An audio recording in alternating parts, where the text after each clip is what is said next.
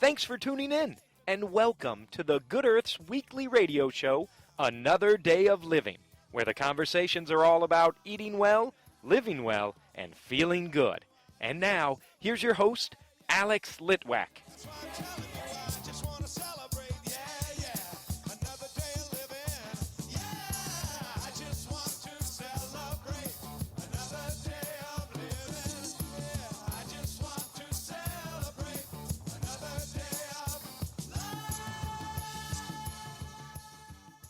I'm with Girly Girl, Deb McClure-Smith, hanging out in the back of the herb room. It's a little bit cozy here today, so we thought this would be a good place to record for part 2 of What's in Your Beauty Products. Welcome, Deb. Hi, Alex. Yes, once again, we're going to go over why it is important to look at the labels on what you're buying, not only food, but also things that you're using on your skin to clean your house. All kinds of labels need to be read. Remind us about the most important points in looking at a label and understanding healthy beauty products. Well, a couple of key points are that our skin absorbs 60% of what we put on it. So that's why it's really important to be aware of what is in your beauty products and your skincare. Women who wear lipstick eat 10 pounds of lipstick approximately over a lifetime. So that's really important to keep in mind. And then the other important thing is that every day, without realizing it, we're putting on over 500 chemicals on our bodies when we're using skincare, washing our hands, cleaning, doing all kinds of things. It's absorbed in our skin. That's from part 1. Great points. Here we are, Deb. What are we talking about today? Well, today we're going to talk about the 10 key things that you want to be aware of when you're looking at labels, because there's a lot to look at. And of course, the obvious is artificial colors and dyes. You want to watch out for those. But these are 10 other ingredients that are found in beauty products and skincare. Okay. First one is parabens. Now, parabens are well known, and a lot of people are aware that they aren't good for us. And the reason that they're in skincare and in cosmetics is because they act as a preservative. They stop things from molding and going bad. But the downside to parabens is they're hormone mimickers. They compete with estrogen, and they're found quite often in the tissue of breast cancer that has been removed. All right, there are several different types of parabens, but the main thing, everyone has paraben in the word, so you will know to avoid that. Next thing is sodium lauryl sulfate, or SLS. This is a product that helps things lather, so it's in soaps and cleansers. The downside to sodium lauryl sulfate, or even sodium, this is a tongue twister, sodium lauryl sulfate, which is a little less caustic, they irritate the skin and they age the skin. So even though something is foaming nicely or sudsing nicely, you should know that it's actually a skin irritant. Yes, and it can even be in toothpaste too. That's why a lot of the natural toothpaste will say SLS free. Mineral oil. Mineral oil is a byproduct of crude oil production. And the reason it is in our skincare is it draws moisture to the skin and it never spoils. Of course, it's petroleum. But the bad side to it, besides being a petroleum byproduct, is that it doesn't absorb well into our skin and it really clogs the pores. Phthalates, that's another one. That disrupts the endocrine system. So once again, it's a hormone mimicker. It can disrupt fertility. It's in our products because it helps products hold color and scent. And the bad thing about phthalates is they can be listed under a grouping called fragrance. So they don't even have to list phthalates. They can just say fragrance, and that's kind of a key to you to know that there's probably some of the phthalates in there. Oxybenzone. That is in sunscreens. Now, we have been told over and over again how we're supposed to put on sunscreen every time we go out in the sun to help prevent skin cancer. But oxybenzone is a very bad chemical that is in your sunscreens. It's a hormone mimicker once again. It can be cancer causing. And the problem too with oxybenzone is it actually penetrates the skin. And by doing that, it increases the production of free radicals that are activated when sunlight hits the skin. So you're putting on something to protect your skin, but really you're damaging your body in the process. Bad ingredient. Yeah, not good. Lead, that's in foundations, lipsticks, and some white toothpaste, believe it or not. And they did a study where they tested over, I think it was 33 different brands of lipsticks. Over 400 of them had lead in them. So once again, if you're eating 10 pounds of lipstick over your lifetime, you're getting a lot of lead in your system. And lead is a heavy metal, and Yes. heavy metals are neurotoxic. Correct. And they're stored in the body. They're very hard to get out. Yes. They don't flush out with our natural elimination process. And then you have to go through a whole chelation process. You do, yes. Aluminum, that's in antiperspirants. I think the most important thing that people need to realize is we need to perspire. You don't want to stop perspiration, which is what antiperspirants do. Aluminum is also a neurotoxin. They sometimes connect it into Alzheimer's. So just important to know that most people get over 3 pounds of aluminum in their bodies over their lifetime. Another heavy metal, you want to avoid that. I feel like we should all go to the scrapyard. I know. Well, and the thing I felt like after I was doing this is, oh my gosh, I really don't even want to think about what I'm putting on my skin anymore. Well, actually, I do want to think about it because it's so mindless what we do, but it can have repercussions. Triclosan, that's in the hand cleaners that we were all using. That's supposed to be antibacterial. Well, number one, it kills all the bacteria, and really we are too germ phobic in our country. You need to have some germs in your environment and in your body to stimulate and strengthen your immune system. You still want to wash your hands, obviously, but using triclosan, not a good idea. It's also a thyroid hormone disruptor, which is not good because the incidence of hypo and hyperthyroidism in this country is really going up. So just be aware that triclosan, not good. There's nothing wrong with washing your hands with a regular bar of soap. Correct. Yes. And if you're out and you know you're going to be needing to clean your hands while you're out on the road or something, get one of the hand cleaners that is alcohol-based without the triclosan in it. There's a lot of great natural ones on the market that you can use. PEG compounds. Those are also petroleum-based. They're possible cancer causers. They're usually found in creams because they thicken and soften and enhance the absorption of the cream into our skin.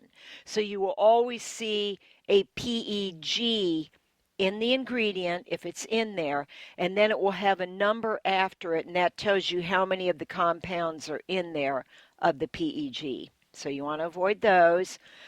Our last one is hydroquinone.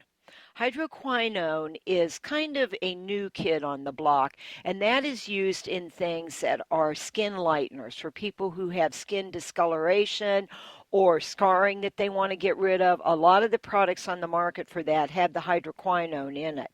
It also is a suspected cancer causer.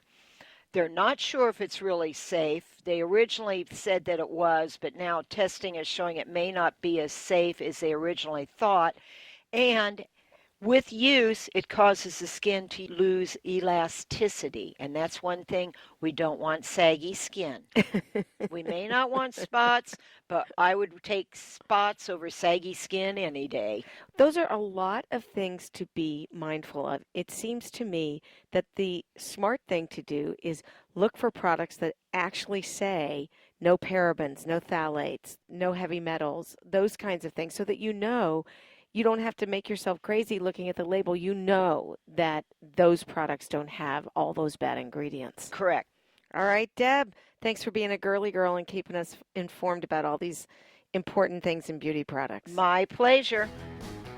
Pretty woman, walking down the street, pretty woman, the kind I like to meet, pretty woman. I don't believe you, you're not the truth. No one could look as good as you. It's the Good Earth's 45th year of providing the widest variety of organic foods, high-quality supplements, toxin-free body care products, therapeutic herbs, cooking spices, herbal teas, healthy shoes, and so much more. We've got over 20,000 items packed into the liveliest house in Broad Ripple. Our knowledgeable staff is here to help you find just what you need to be the healthiest person on your block. We're open Monday through Saturday, 9 a.m. to 8 p.m., and Sundays, 11 a.m. to 6 p.m. Or you can check us out online at good-earth.com. Pretty woman, talk a while. Pretty woman, give your smile to me. Pretty woman, yeah, yeah, yeah. Pretty woman, look my way. Pretty woman, say you'll stay with me. Today I'm in the offices of Cathy Boone-Black. She has a whole bunch of certifications. She's a hypnotist, faster EFT, reflexology, and a doula. But today we are talking about a more holistic approach to preparing for surgery and healing faster. Welcome, Cathy. Thank you. Thank you for coming. I think anytime someone's going to have surgery, it's very scary. Yes, it is. It's naturally an anxious time, and a lot of people are very scared of the unknown. And so this approach just makes it better for people that they can be more relaxed before surgery and feel better about what is going to be happening. It is the unknown. I mean, you're being put into a sleep state. People are cutting into you. Yes. You don't know what they're going to find. Right. And you have to put a lot of trust in those doctors and nurses that are going to do, you hope, the right thing by you. Absolutely. And the way I came into this program, I grew up with panic attacks, and so the way I got better was through hypnosis and changing my thoughts. And I was going to be having surgery, and I had had surgery before I had started hypnosis, and it was not a good experience. I had really hard time with the anesthesia and the healing.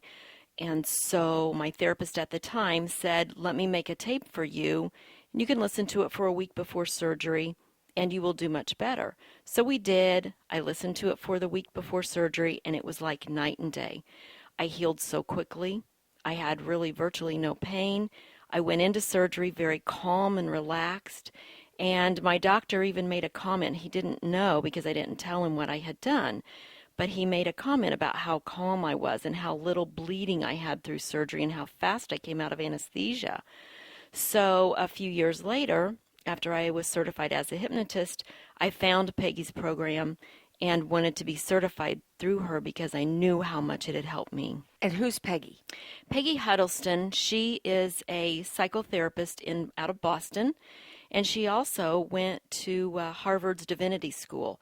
And her certification is in mind-body techniques and how the mind and body work together.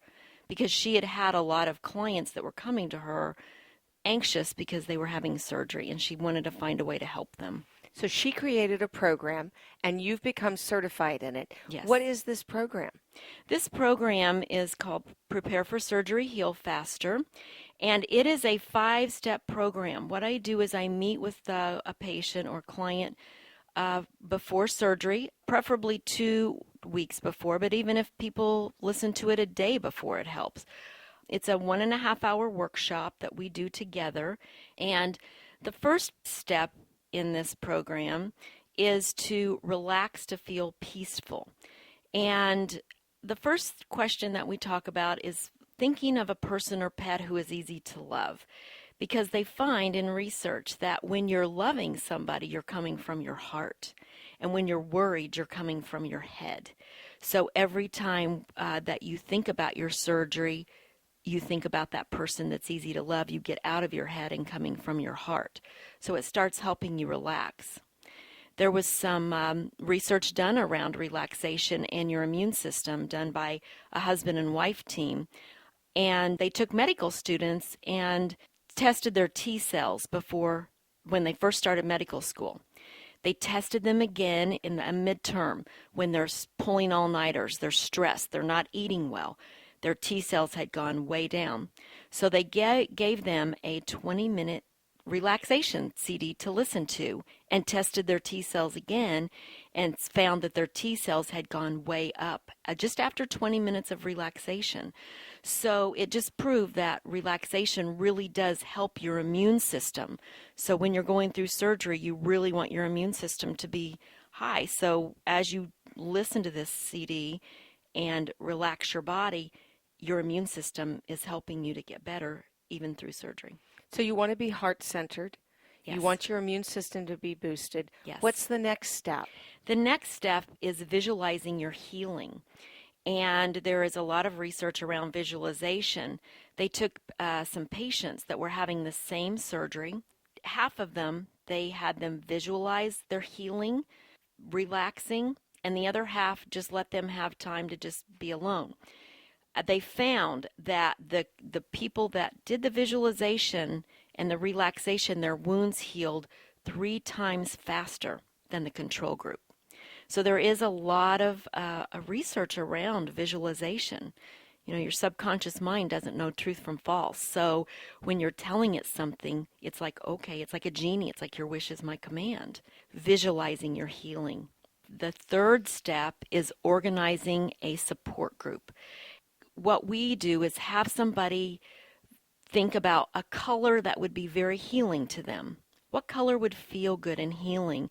And then we ask you to ask your friends and family 30 minutes before your surgery to imagine you wrapped in this beautiful blanket of love, whatever color you think is healing, and then say prayers if they believe in prayers. And the research around this was at San Francisco General Hospital. They took patients that were having heart surgery, 393 patients. And it was a randomized control group, so nobody knew except the person who had the names of the patients. They gave half of the first names to a prayer group and had them prayed for, and the other half were not prayed for. The people that were prayed for used 5 times less antibiotics and had a survival rate 3 times greater than the people that were not prayed for. So, you know, we're all spiritual beings living in a physical body, and we're all connected. So that power of thought or love or prayer is really important. There's a lot of people out there who hear the word prayer and they think, oh, that means religion. That's Right. not what you're saying. No, I'm saying that if you believe that way, that's fine. But if you don't believe that way, then you can just have your family and your friends think of you, visualize you wrapped around in this beautiful blanket of love, sending their love and their good energy to you. Sounds good to me. Yeah, right. The next step is the healing statements. And we ask the anesthesiologist or one of the nurses in the surgical room to say some healing statements. And these are going to be said during your surgery while you're out. Because when you are under anesthesia, your subconscious mind in your hearing is still going, and it hears everything that's going on. So these healing statements really do produce healing effects. They took 63 women who were having hysterectomies, and half of those women heard healing statements during their surgery. The women that heard the healing statements used 23 to 50% less pain meds on the day of surgery. And the healing statements are, as you're going under, they're going to say, following this operation, you will feel very comfortable and you will heal very well. And then toward the end of the operation, they will say your operation has gone very well. And the third healing statement is going to be, following this operation, you will be hungry for.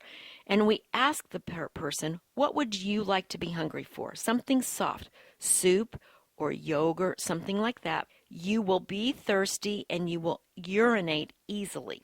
Now that healing statement is there because when a lot of people, when they wake up, they want that food that they're hungry for, because you can't be hungry and nauseous at the same time. Being thirsty and urinating easily will get your bladder back working, because when you go under anesthesia, it all goes to sleep too. And so you want that working so that you urinate easily to get rid of the anesthesia. Do people have trouble getting either a nurse or an anesthesiologist to agree to make these statements?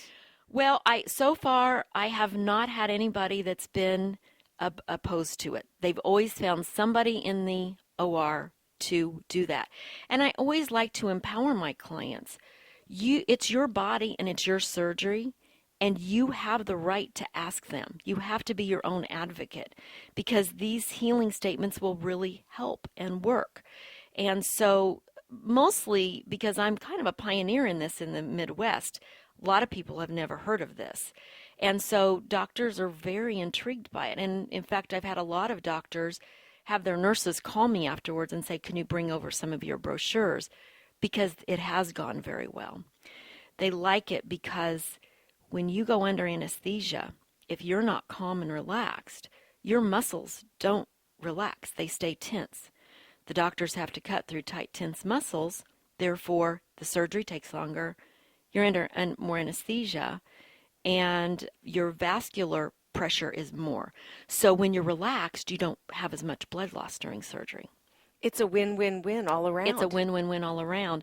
And also for the hospitals. The Leahy Clinic, a Tufts University teaching hospital, did a randomized study. And they found that the people that were using this program left the hospital 1.6 days earlier, saving them $3,200 per patient. And so the hospitals like it too, because they do see that people leave earlier because they're doing so well. What else is the patient supposed to do to get prepared for that surgery? The last step is meeting your anesthesiologist. Now, they usually don't schedule the anesthesiologist until the day before, and they usually call you, and you have the right to ask, may I talk to my anesthesiologist for 5 minutes? Would you have him call me, her call me, so that you can make sure that you have somebody that's going to say these healing statements. Now, I have had a lot of people that have just asked somebody when they get to the hospital, and so far we haven't had anybody that hasn't had somebody willing to say a healing statement. But it's nice to be prepared. Yes, it is. The patients, what they listen to the tape or the CD, they will listen to it every day for at least once or twice a day for the week or two before surgery. And I've just had some really, really great results from clients. I call them back after a few days after surgery to see how they've done. And really everybody has just been so thankful for this program. It's a marvelous idea because so many people are going under the knife, so to speak. Yes. And wouldn't it be great to feel less anxious ahead of time, to feel confident during the surgery that you're getting healing energy and healing messages, both from family and friends and those in the OR? Cathy, if someone's interested in contacting you, what's your website? My website is www.indianaintegrativehypnosis.com. indianaintegrativehypnosis.com. Yes. I have loved learning about this, and I think it's important that even when you're doing something that's very traditional and Western, that you bring in something that's holistic as well. So thank you for sharing this program with us. Thank you, yes. And I might just add one little thing here, that this program has been used on the East and West Coast for the last 20 years, and the hospitals love it. The doctors love it, too, because they see when they go in to pre-op, the patients are so relaxed. It's really a great program, and I'm glad to be bringing it here to the Midwest. You do good work, Cathy. Thank you.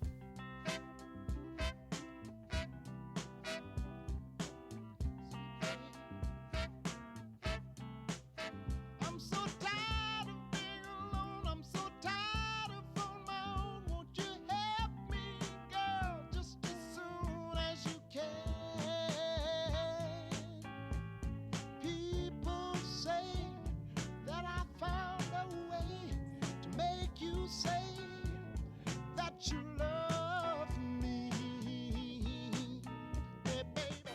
And now a little commentary from Ed Wank. You know, folks, I'm not feeling very funny today, but I think it's an opportunity for me to read a piece that I wrote back in April of 2014 for Nuvo. I find it extremely fitting right now.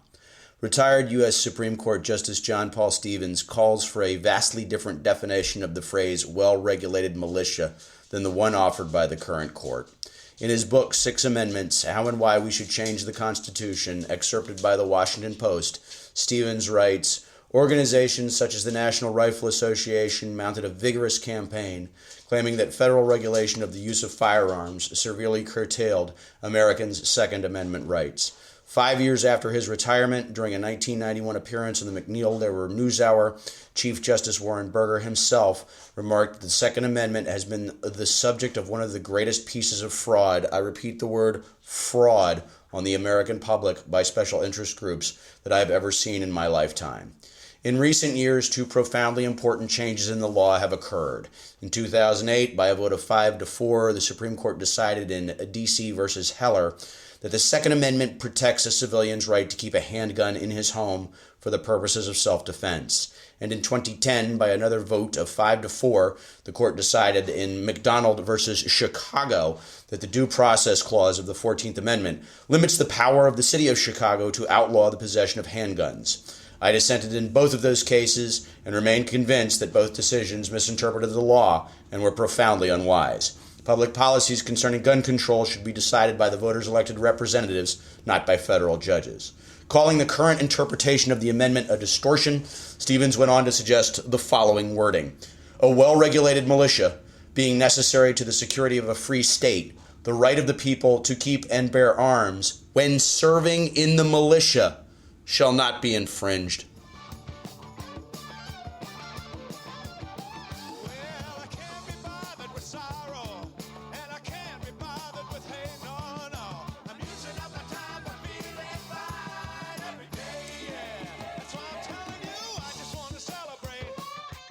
That's our show. Join Bob and Rudy next week for another day of music.